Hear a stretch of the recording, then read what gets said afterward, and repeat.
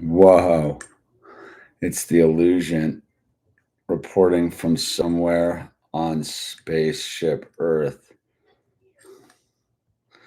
What's going on?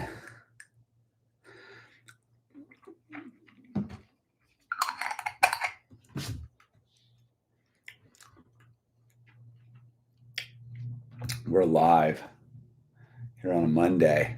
Monday, it's fun day.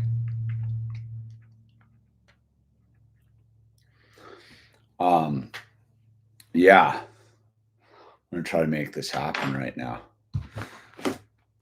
We're gonna try to make this happen for a minute, dude. A little live stream.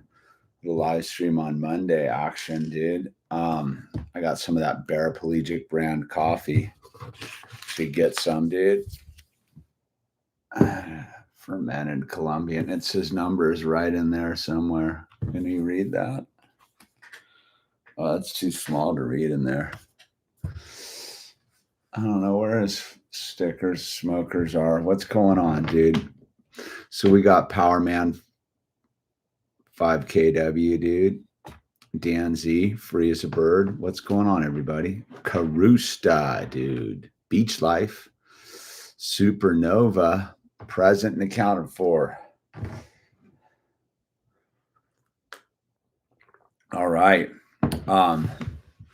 Autocorrect. That'll everyone's afraid of the technology. They can't even figure out what you want it to say, dude. Right. I've read a couple books. What's going on, Keaton Pressler, dude? I've been reading a couple sort of technology books, fictional technology books about like the end of times, I guess, or the transition of time, if you will, dude. I read one where they're all very similar, dude, to what's kind of going on now. Shrek, dude. Donkey.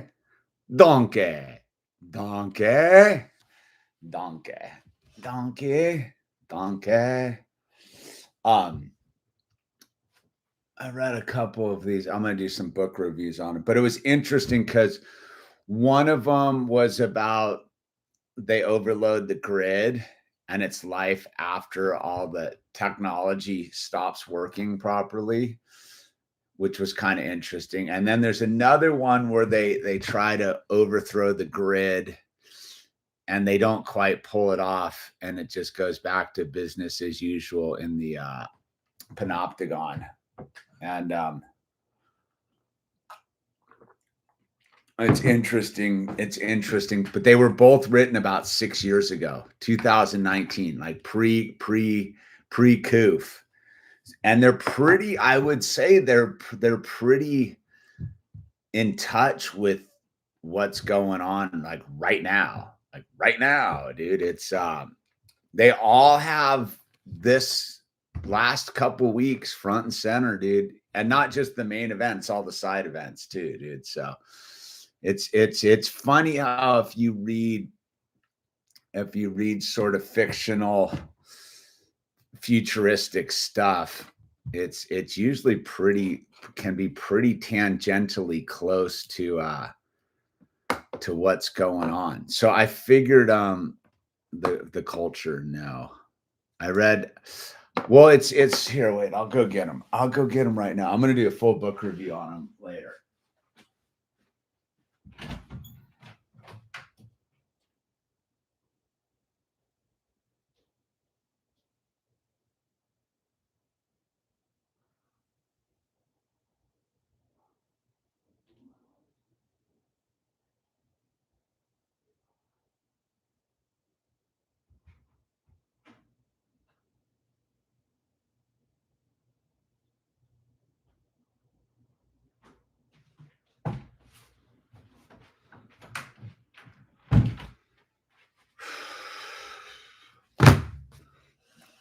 We're back.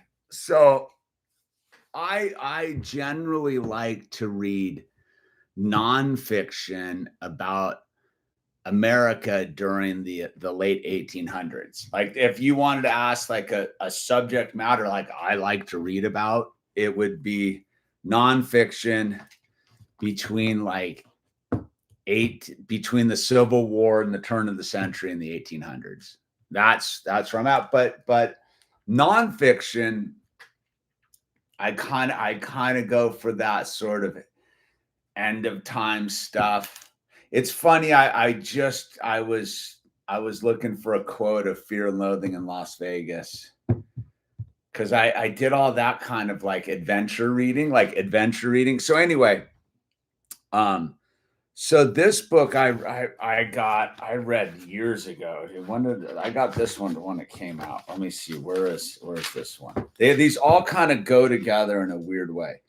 This one was 2013. This one I think is 2019. Let me see, dude. 2019, and this one I think is 2019 as well, dude. So 2019. So this one, The Circle, I mean, most people have probably read of it. This one I read about 10 years ago. And it's now a major motion picture, dude. Interesting. So The Circle is sort of about them building the technological gulag right now through social media and through all these apps and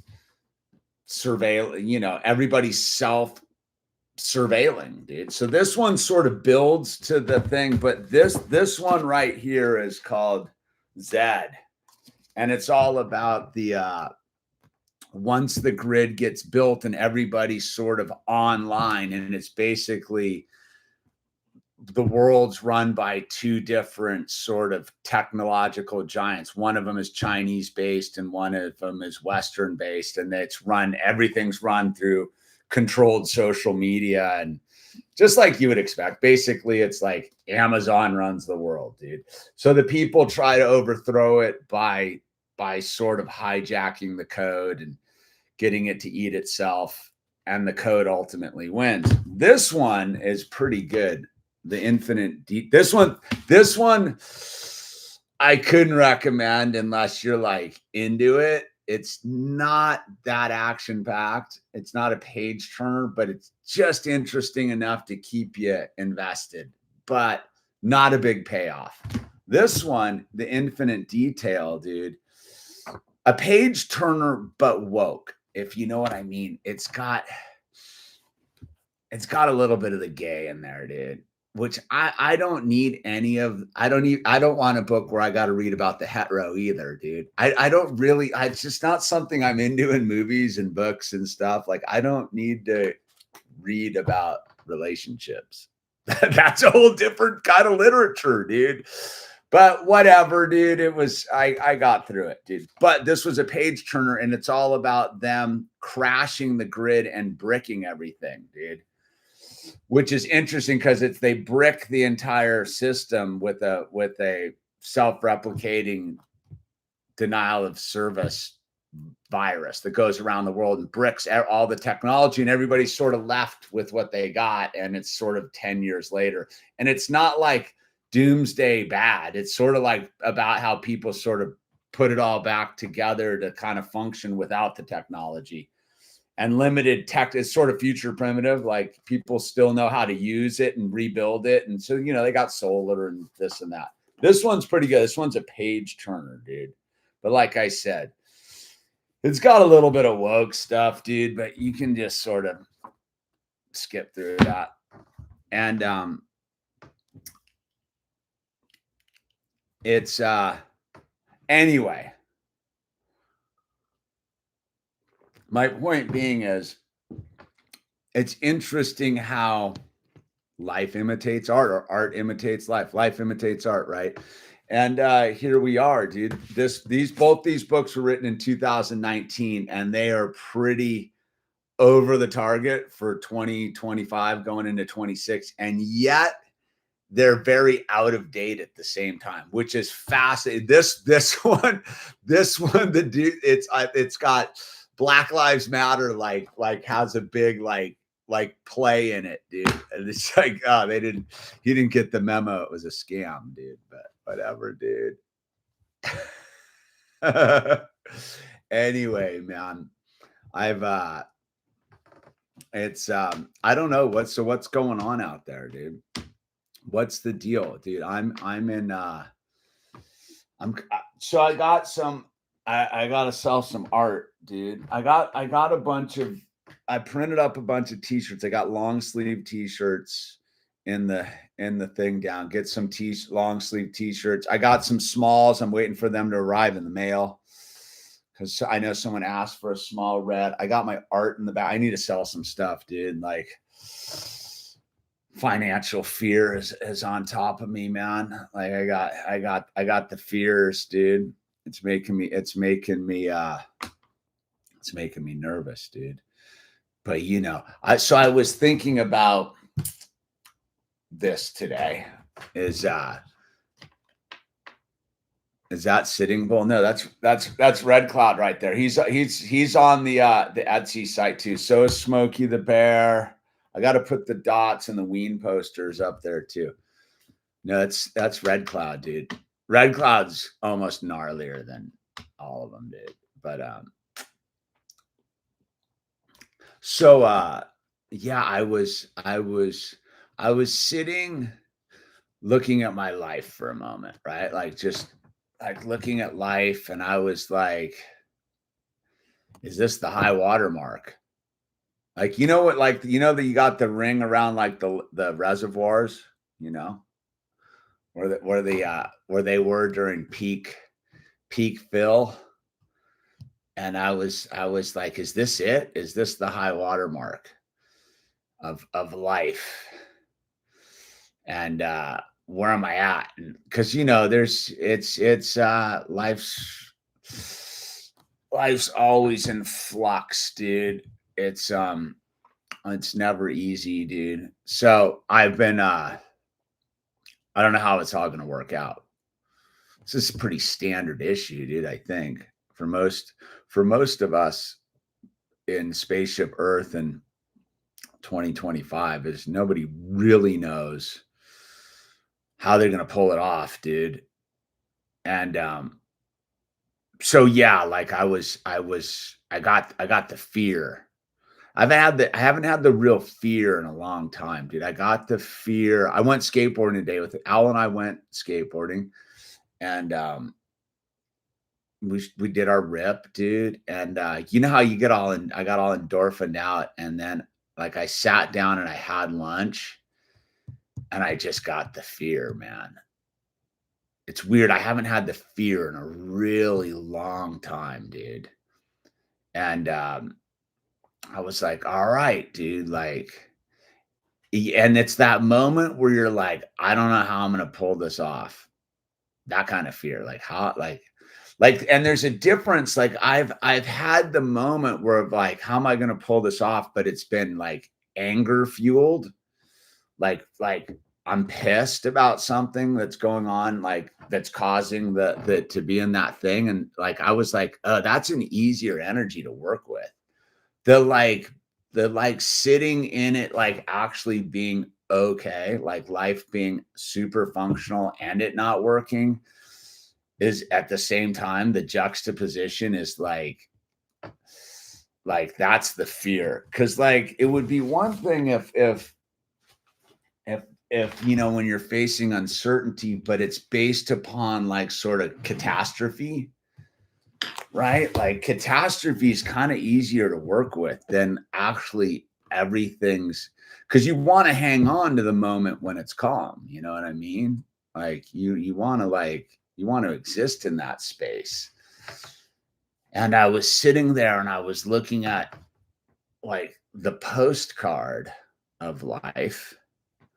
And I was like, whoa. And then I asked myself, like, I just started asking myself some metaphysical questions about like, what's it all about?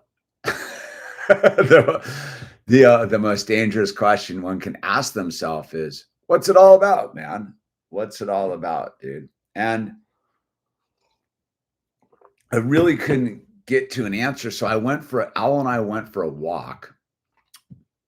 My wife was making some zucchini breads and So Al and I went for a walk, and the whole time I had that weird, unsettled anxiety, man. Like, I don't even like to use the word anxiety, but I guess it's a word we all can kind of get. Like, I guess it is just sort of that like tension in the bottom of my stomach of like,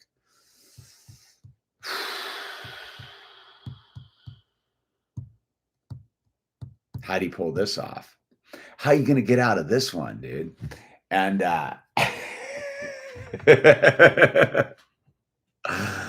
I'm ultimately like, I was like, just sell some art, sell some t-shirts, get the juices flowing. I remember that was one of the great lessons that my buddy taught me, the silver fox. The silver fox just said, keep it in motion, dude. Just keep it moving, dude. But today I think I got the fear because I stopped. I stopped being in motion long enough to get the fear.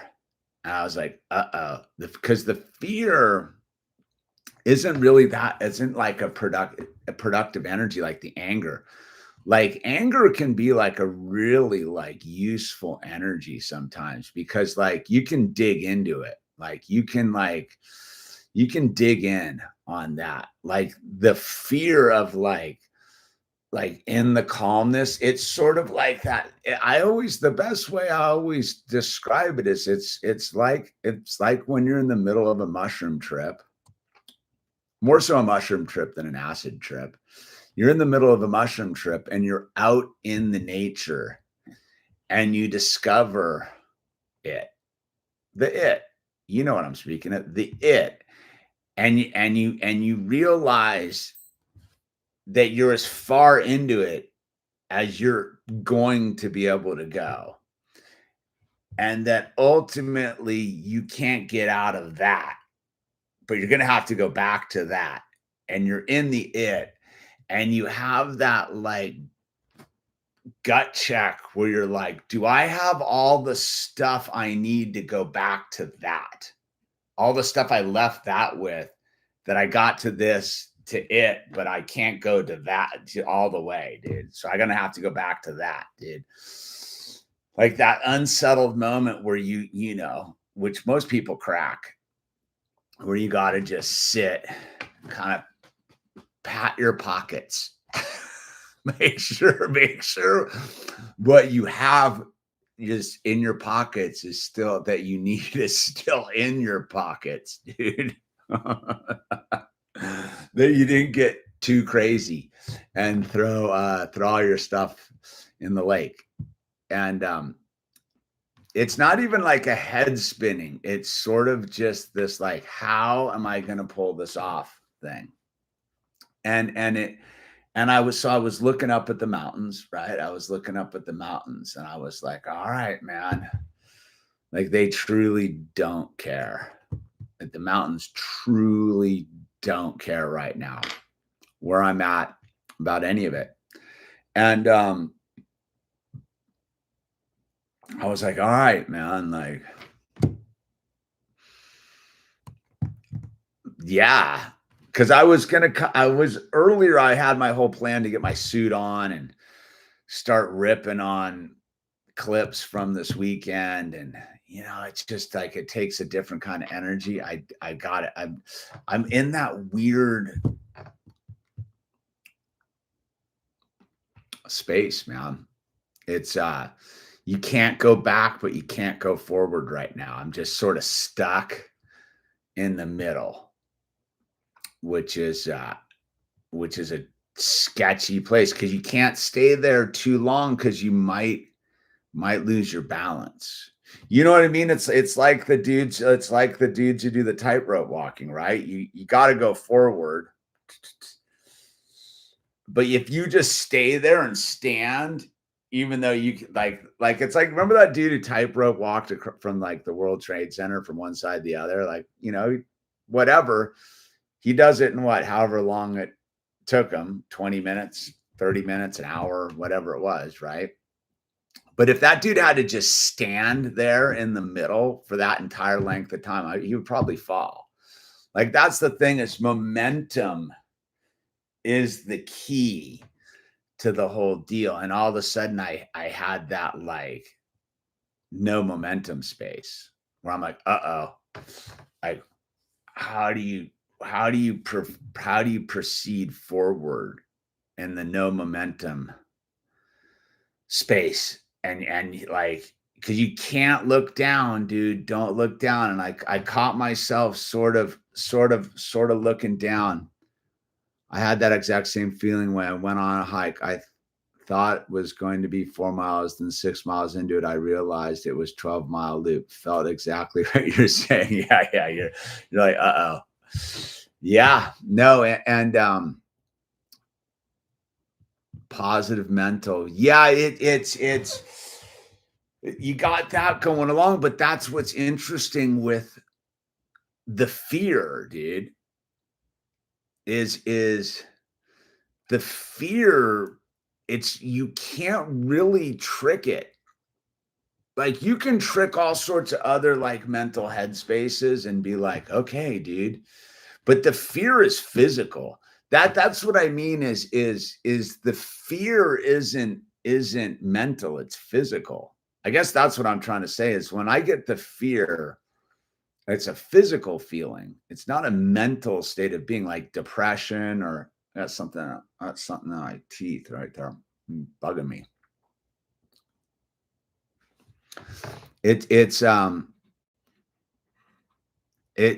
that thing, and you're like, yeah, well, because it's the entire electromagnetic field, right? Like when you're in your head, in your emotional state of being, you're in sort of a limited electrical space. But when you get the fear, it's because you're connected to the whole thing and it's infinite in all directions. And you're like, like I just was breathing like a lot, like sitting there and just like,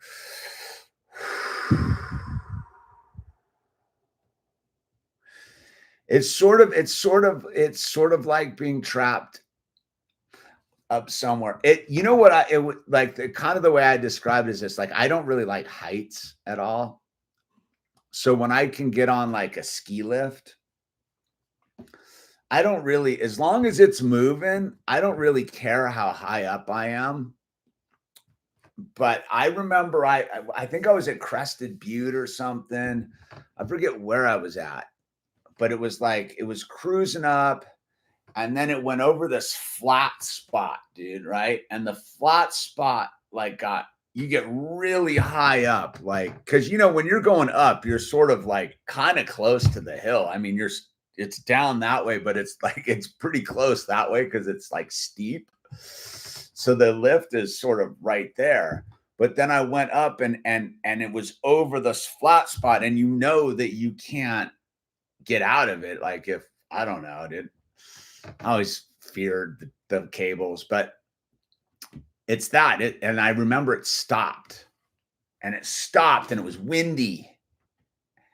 And I'm sitting up there in the middle, not close to any poles, real far away from everything.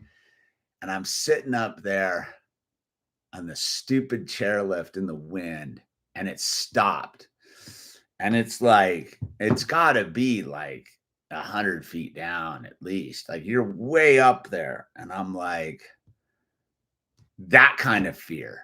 Like, that's the fear I'm talking. I don't like, that's what it felt. That's where I was at today. Stuck on the ski lift, couple 100 feet up, just like, like fully dependent upon the little piece of spaghetti, the little piece of steel spaghetti that's holding the thing together, dude. Like, yeah, great. I that's the weird thing. I'm like one of those, like, I can't stand being on a lift. Like, I'm down for the reward, but as long as it's moving, I'm cool. Like, right, I can, the things are moving, I can look around, I see the trees going by, but the minute it stops, I'm like, dude, this blows. And all I'm doing is looking up to see the chair start. Every time I see one of those like crazy like ski lift accidents where the cars uncouple and stuff, I'm like, dude, yeah, no thanks, man. But I'll still get on this. That's the thing. That's how I felt. That's the feeling I had today. Was like, uh-oh, I'm on the lift, man. And I don't know how to get it. I don't know how to proceed, dude. I just gotta sit here. I gotta sit here in the fear and override my body. Because my body, as crazy it is like, let's get out of here, dude. Like, let's get out of here, dude. We don't know where to go. You're literally stuck there with like a couple strangers just trying to be cool. I remember I had this same experience once. I was flying over to Indonesia, and you leave LAX and you fly to, I think, Taipei or Taiwan or whatever, dude. It's like 14 hours, something ridiculous, dude. And I remember, man, I'm flying, I'm up there, and I got the fear like halfway through, dude. I was like, where am I? This sucks. And I'm sitting in this packed airplane halfway on this like 14 hour, and I got the fear because I don't really like flying. I'm sort of a white knuckle flyer, dude. And it was my first sober trip flying. I used to drink a lot when I take pills and stuff when I flew. So it's my first sober trip. It was like 14 hours across the North Pacific, dude. And I got the fear, dude. And I was sitting there and I'm in the middle of the thing. And I always remember there's these two little Asian girls, like two little Taiwanese girls, like sleeping on me, either side of me, just fully like, and I'm sitting in the middle and I'm trapped between these two small Asian girls. And inside my head, I am like panicked, like fear. Cause I'm on the stupid airplane. And like, when I get there, I start listening to the engines and shit, man. And like, I start spinning out, dude. I start listening to the rhythm of the engines, man, whatever it is, and start like spinning out, man. But what I learned back to the mushroom experience is that you just got to ride it out.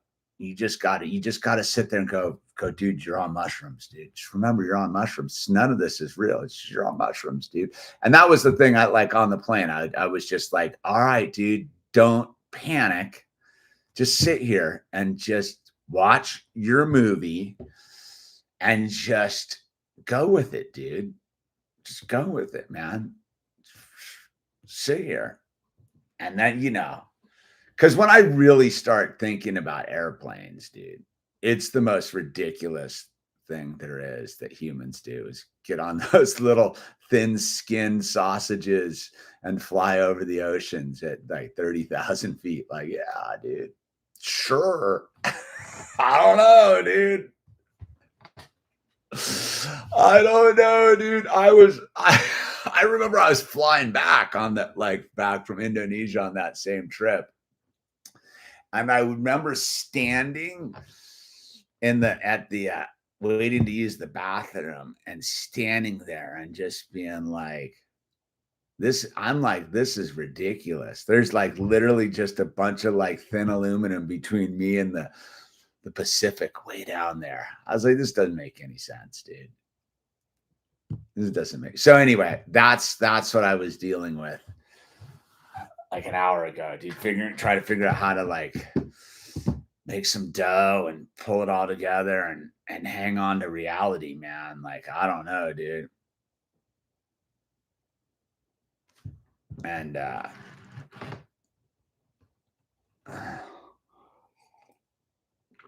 just hang on, dude.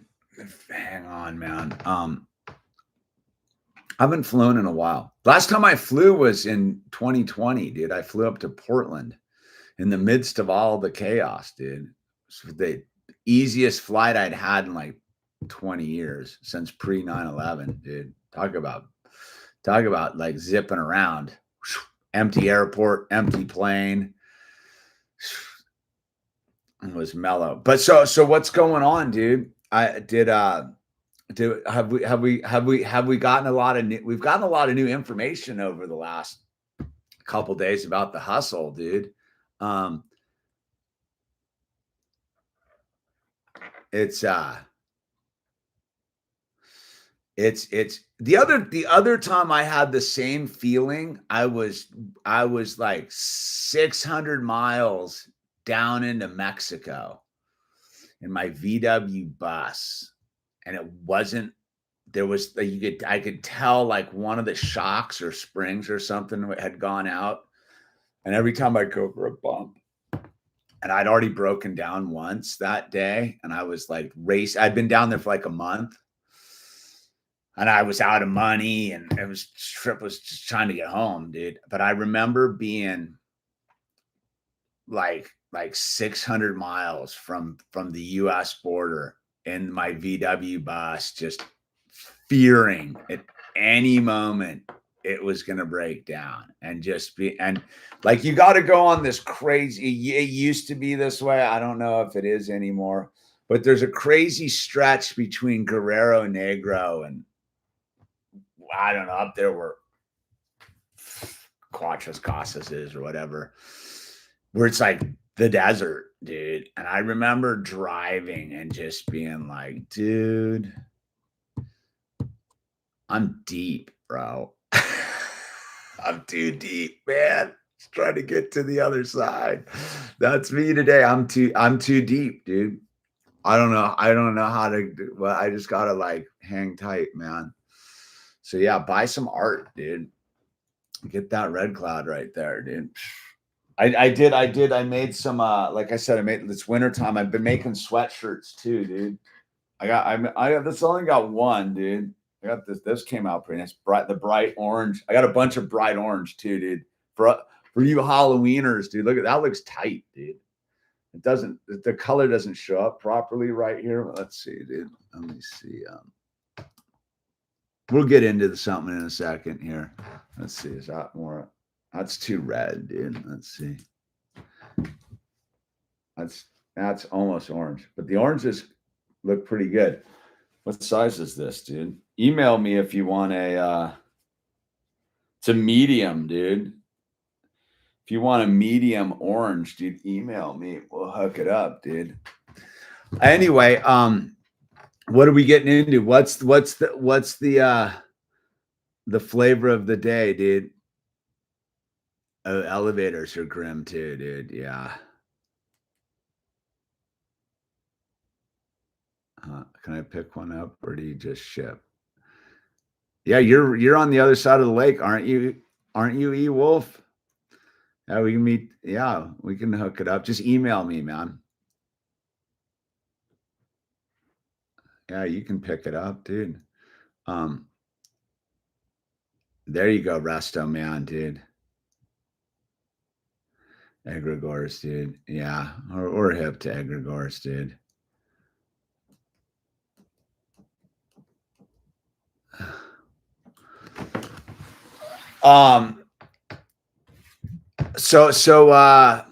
What do we want to what do we want to get into, man? I didn't come with an agenda tonight, dude.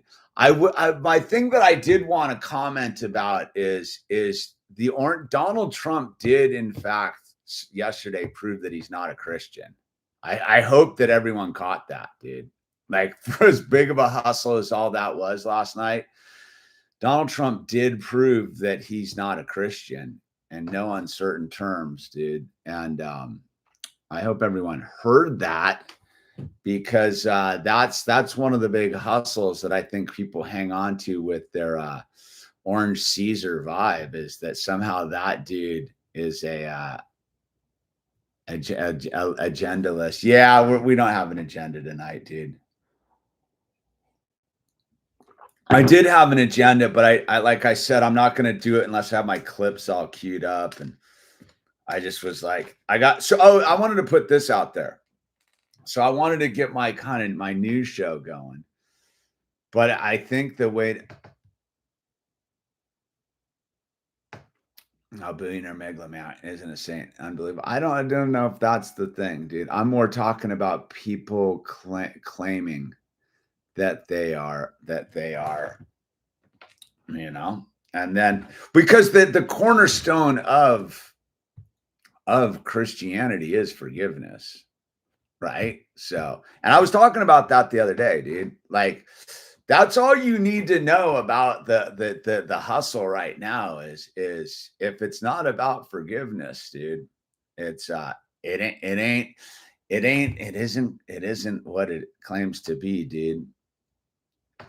That was my thoughts for it. I was gonna get all fired up and rant about it, but I don't know, dude. Like it is what it is, dude. Like, but I thought it was very revealing because in one thing you had the wife be like super about forgiveness, which I thought was at first I thought it was a little bit of a hustle because there's enough weird. My buddy sent me a bunch of stuff about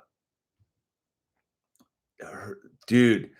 Like I not to get too conspiratorial, dude, but you should do a little bit of background check. there's some very interesting there's some very interesting things with Miss Erica, dude. If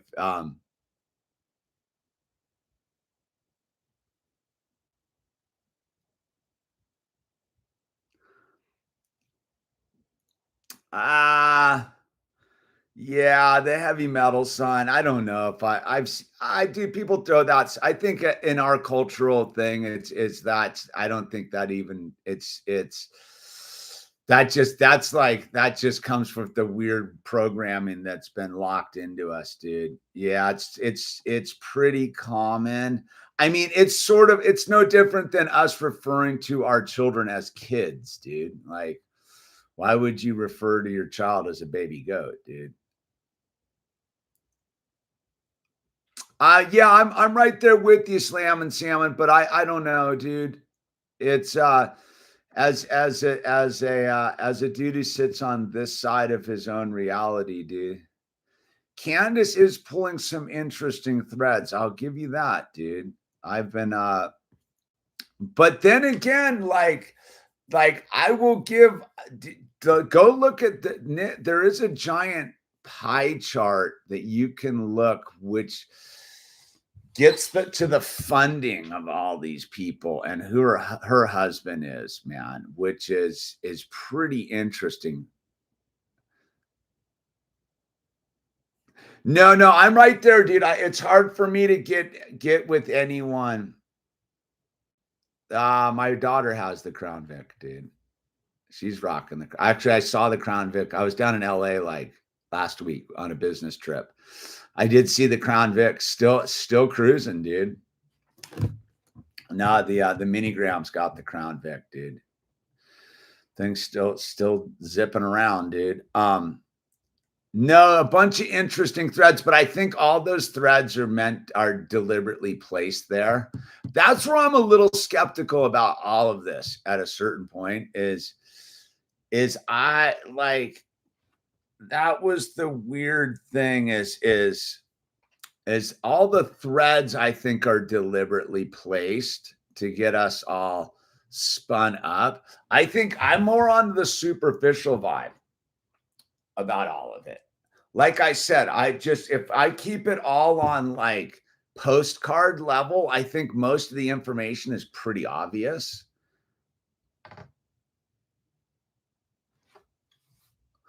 I think ongoing psychodrama.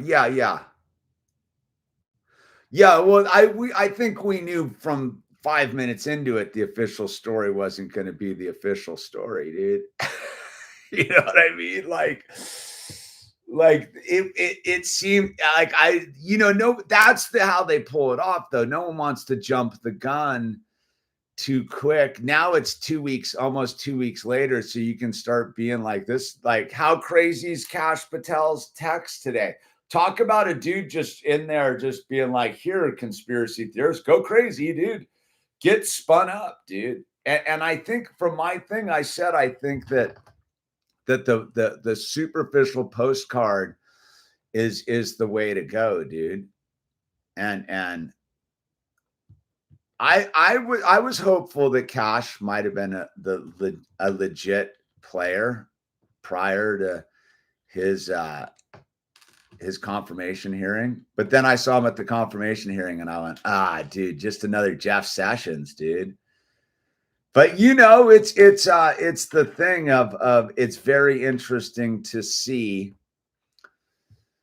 what it is, dude. And Brendan Manning, dude. Right on, dude. I'm all the autocorrects Hampshiring me, dude. I should rename myself the Hampshire, dude. The Hampshire, dude. But yeah, no, but I thought the frequency today is questionable at the best. It's fear of economic insecurity, dude, is always real, dude.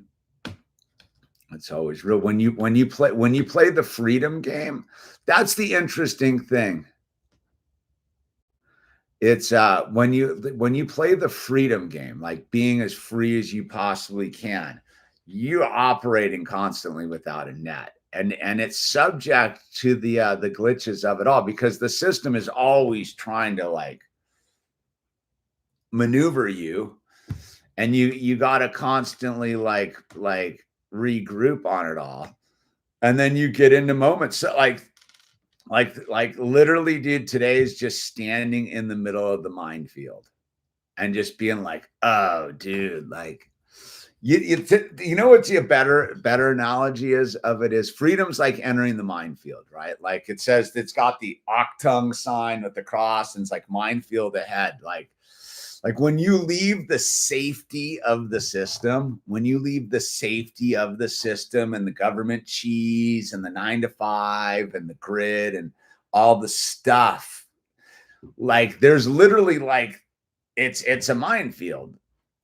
And you go into it, and today was the day where like, and you're in the minefield and you can see where like other mines have exploded, and you see other footprints where people have broken trail to get through the minefield of freedom, whether it be solar power or having your own chickens or learning how to fix this or fix that. You're walking through the minefield of the government, taxes, cops, weirdos on meth, this, that. It's just all in there, right?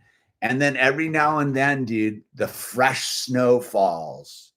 There's just today was the fresh snow where I'm like, dude, I don't know where to step, dude. What's the safe step, dude? It just snowed. and you're out in the middle of the freedom minefield. And if you step wrong, and it's that thing, dude, is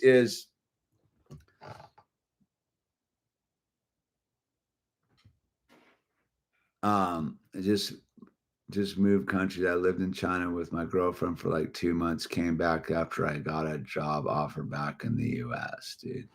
Chinese people were all, yeah, it's pretty you can judge that 2 months, dude. Give yourself like 2 years over there. I don't know if you'd see it the same way, man. It's pretty easy to view a country one way or another until you're actually embedded in it with no exit strategy. I was listening to this interesting gal the other day, because I listen to a lot of trippy different people, and she was talking about how the you can go fight for like civil rights, let's say, right? Let's say like civil rights. I forget what she was really talking about. She was like, you can go fight for civil rights, dude, and be like I'm a white male, dude, whatever. That's that's how I picture. But like, I could go in and fight for civil rights, but I will always be able to walk back to this side of the tracks, dude, no matter what. Like, so I can go in there and view it all sorts of different ways, but I don't actually have to live in the hood, dude. You know, you get what I'm saying? I think there's sort of like that, and that's one of the things with I've found from moving around a lot and living in a lot of different places. Everywhere on the surface can look pretty like, oh, those people are like hip and happening and like, oh, that's cool and that's bitching. And then you go live there for like a couple years and you're like, yeah, nah, not so much. That's my thing. So I've gotten past that whole thing that there's some sort of magic elixir to the human experience, dude. Like I said, I remember being down in this really cool town in Chile for a while and being like, man, they got it going on. And being like, oh, I could live here. And then I remember sitting there and being like, yeah, of course I could live here. Because I don't have to like live here. Like I could like live here with my American money and like live here and do just fine. You know, did you see that? This is what I'm getting. Did you see the big protest about the dudes down in Mexico City about the gentrification of Mexico City and the people are there like, get out gringos, like split gringos, get out of here, dude. You guys are jacking up our property prices. And the whole thing is about like gringos go down to Mexico City and they take their American paychecks and do online stuff. So they're like killing it down in Mexico City, dude. They like their doubling of rent is to a local is like mellow because it's like half the rent, but they're really not welcome, dude. And that's what I've always like noticed about like the thing is it looks good on the surface, but if you actually had to like shit hits the fan, so to speak, and you are truly dependent, I think you're way back in the pecking order. I don't think that I don't like here in America, like it's America, dude. And even in different, where like I'm now like pretty local in my area, dude, but not really, but sort of like I could always go back to my local zones. But what I'm getting at is it's easy to pass through a place, even stay there for a while, but to actually like live somewhere and turn off the spigot of the lifeline back home, like burn the boats, like burn the boats, man. Like that's my take. Is like when you burn the boats, dude. Like I think that's like where I'm at with life right now. We burn the boats, dude. Like there's no going back. There's no going back. We burn the boats, man. All right, Cactus. Have a good day. I'm like 3 hours away from there. Puerto is nice, dude.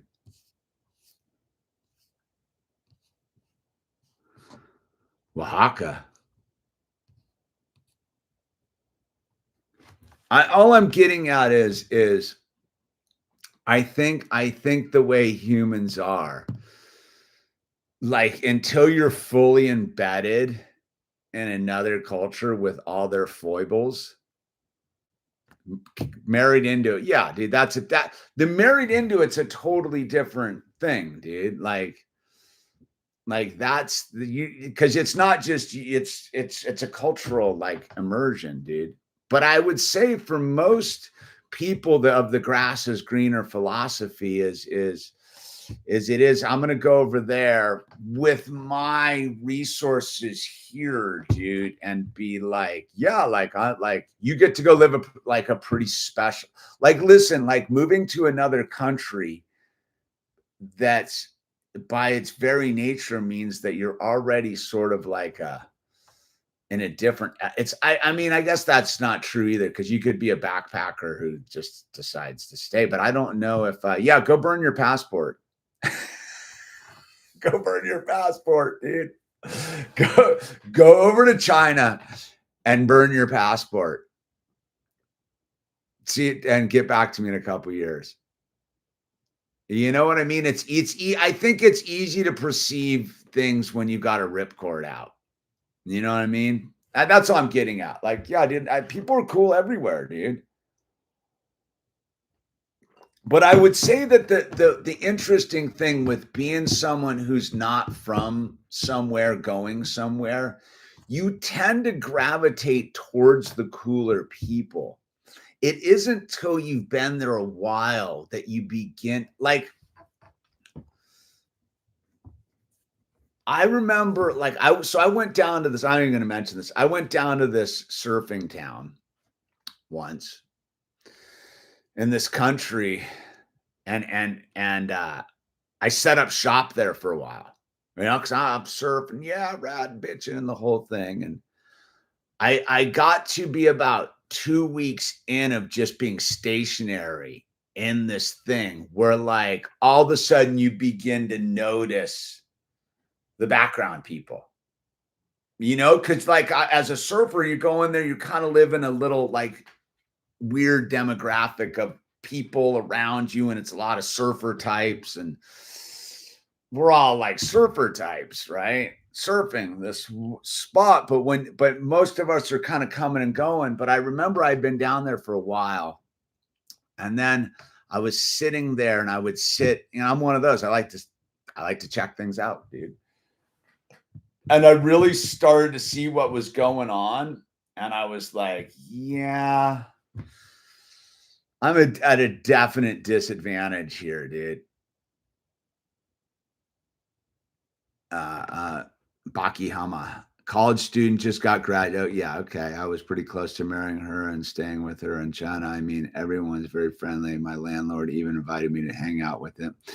No, that's what I'm getting at. College age. Yeah, it's like that's a young perspective, dude. Good for you. I'm all for traveling and all that stuff. I just think that what I'm getting at is the human nature is very tribal. I don't care how it is. Humans are very tribalistic, dude. And, like, as a person who's, like, roamed around a lot and lived in a lot of, like, I've lived all over the country for lengths of time, dude. Like, I lived in North Carolina, not that long, but long enough, dude. I lived in Pennsylvania for 5 years. I lived in Portland, Oregon for 5 years. I lived up in Bose Angeles, Montana for like 8 months. I lived in Arizona for years. I lived in Northern California, Southern California, and I have my roots pretty deep in, like, the Indiana, Michigan area. And what I will get to you is wherever you go, there's people that have never left.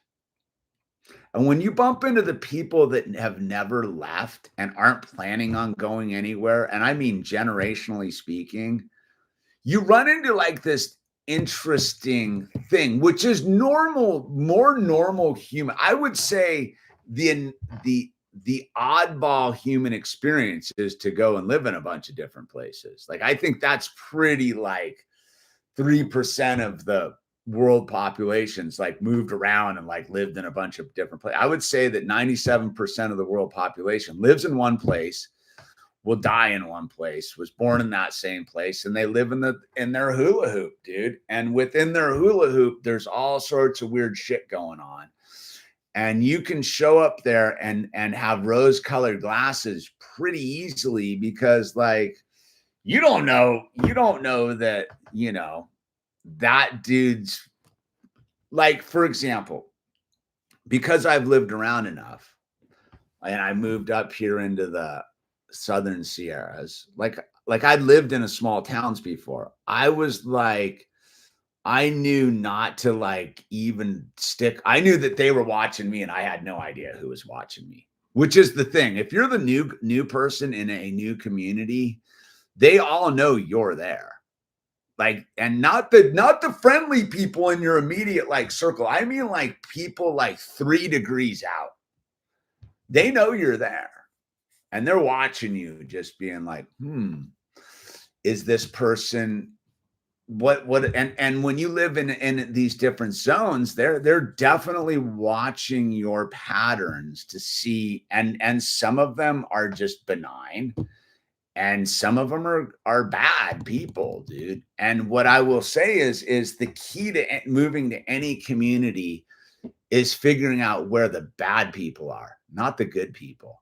The good people, you got to wade through, but you want to know who the bad people are, dude, because the bad people know who you are. And that's the problem with like moving around on Spaceship Earth. Good people are good people, dude. That's not the issue.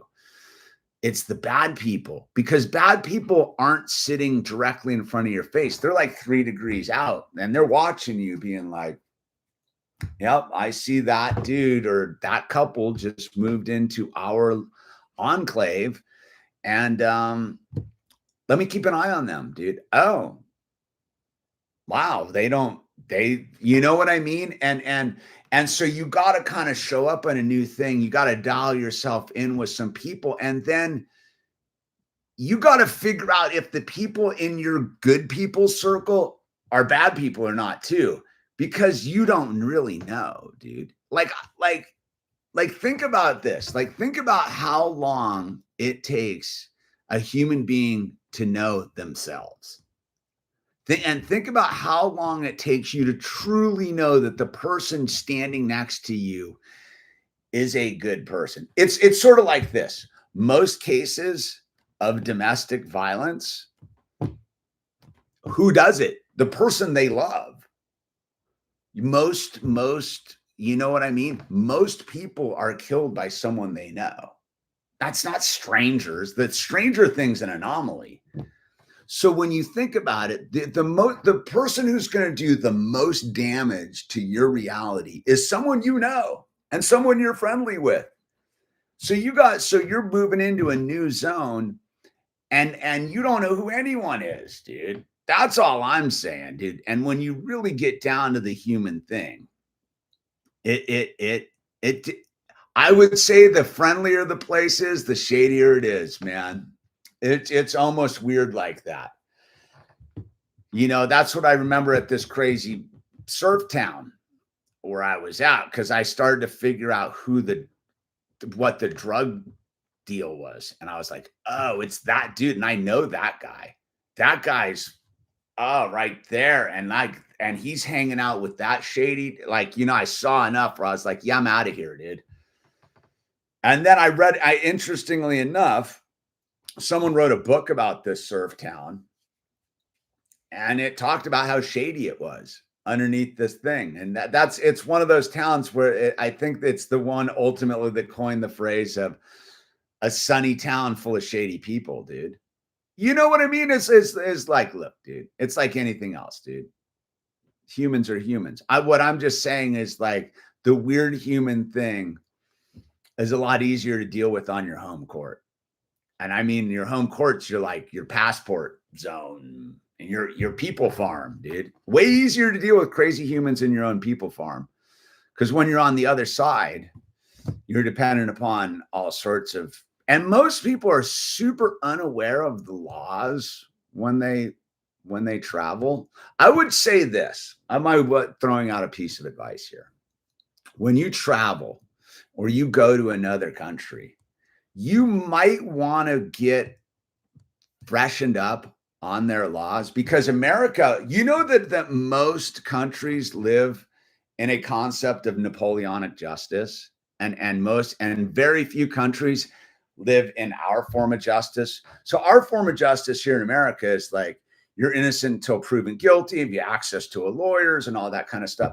Most other countries live by Napoleonic justice, which is you're guilty till you prove yourself innocent. So imagine you get yourself into a pickle in another country and you're not quite aware of this and you don't know anybody. So how are you going to prove that you're innocent? Like in America, you don't need to know anyone. They got to prove you're guilty, dude.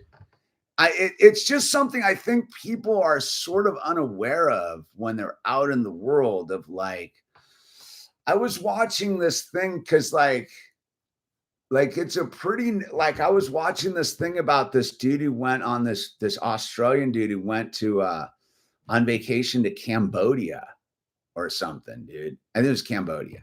Cambodia is notorious for this, dude, is people.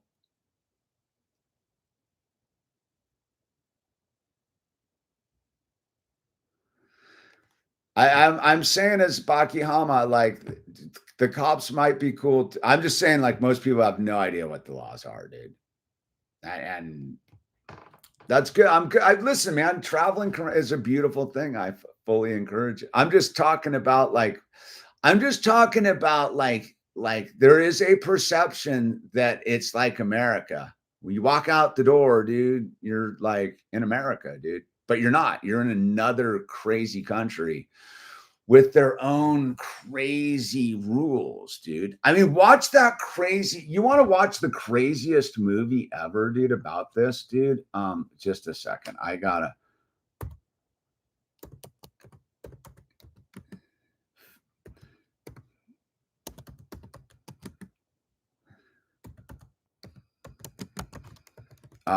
With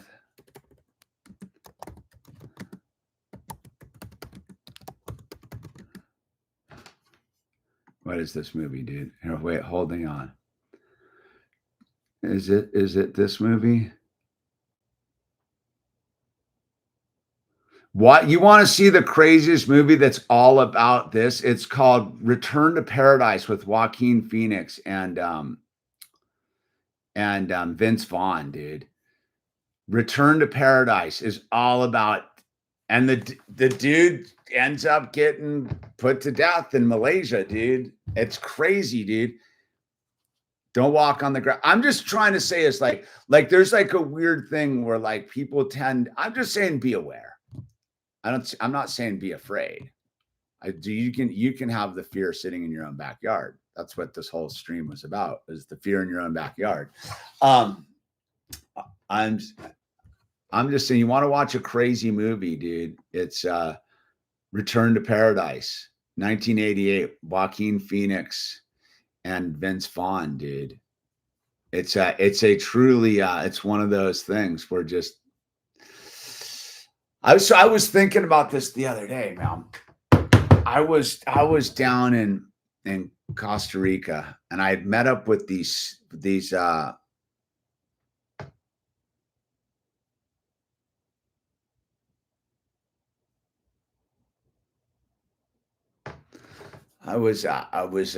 we were down in Costa Rica, and we were ripping around, and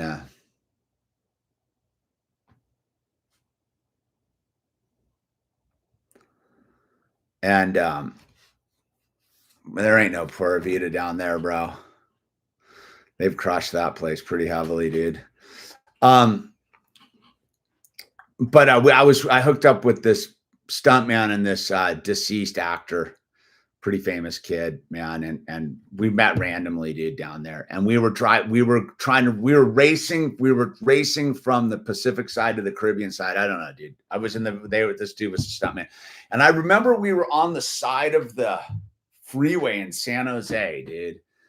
And my buddy was on the side of on a front, like the dirt frontage road, and he general lead over this like canal.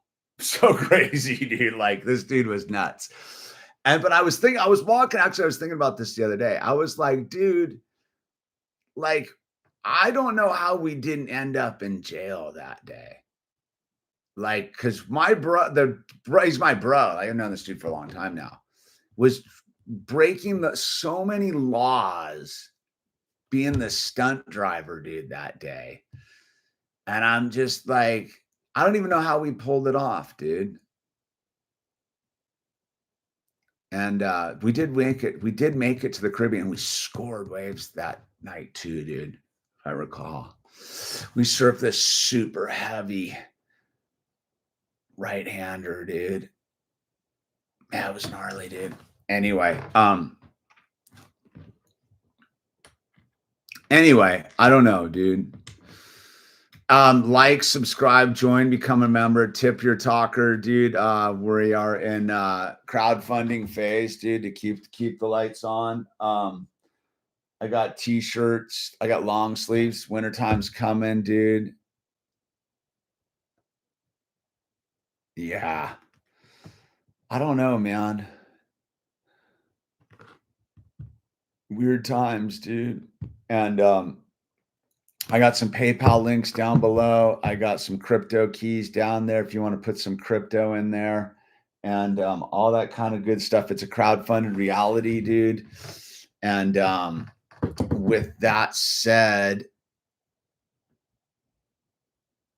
I have plenty of shady people around here, dude. That's for sure. There's shady people everywhere, dude. America's a pretty shady place, dude. I mean, if you've been around America, a lot of good people, a lot of shady people, dude. Just around the corner, man. Especially nowadays, dude. America in my lifetime has gotten so shady. I was listening to someone talk about it, like the high water mark. It's ultimately kind of what the stream's about. Like in the 90s, when I was young and footloose and fancy free, dude, America was like not shady, dude. I mean, there was stuff going on, of course, dude, but it wasn't like it is now. Now there's true shadiness going on, dude. It's truly shady people like all over the place, dude. Like it is this weird third world, first world thing going on now. That's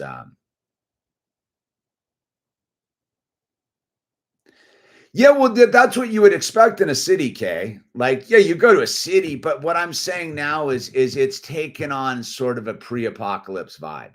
Like people are really very, very shady, dude. Like you see, like, you know what I mean? Like I was talking about this with my wife the other day.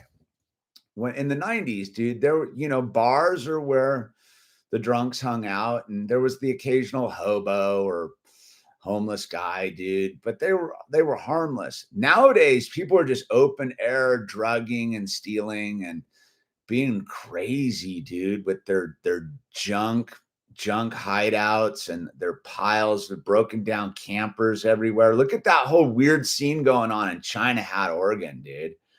You want to see some crazy just pre-apocalypse stuff. Just look outside of Bend, Oregon. And Bend was bitching, dude. When I lived up in Oregon in the 90s, Bend was rad, dude. I don't think I'd want to be anywhere near Bend anymore, dude. Like looking at all that, seeing all that crazy shit going on out there. Philly, I used to roll into Philly. And that was the thing. When I lived in Pennsylvania, I used to go to Philly like every other week, dude. And I will tell you this. I've been to Philly probably 100 times at least. I've never been to Philly, and it didn't matter which way I came into Philly, where I hadn't entered the city and there'd been a burning car. There was always a burning car in Philly. But Philly, see, that's the thing. Philly was a different kind of rough in the 90s, but it was like street rough versus now it's like tweaker, drug addict, spun out, fucked up rough, dude. Like when I would go down into Philly in the 90s, dude, like and the late 90s and stuff, it was like gnarly, dude. But there was a code. I don't know. There was like a code. You didn't pull your money out on Shakedown Street, guaranteed. Like you kept your shit low pro. It doesn't matter anymore. Now people would just fuck you up for no reason anymore, dude. It's actually like I'm our client's out. I'm getting it all primed up for the new. Yeah, I'll do a tour of that, dude. Yeah, Tacoma, dude.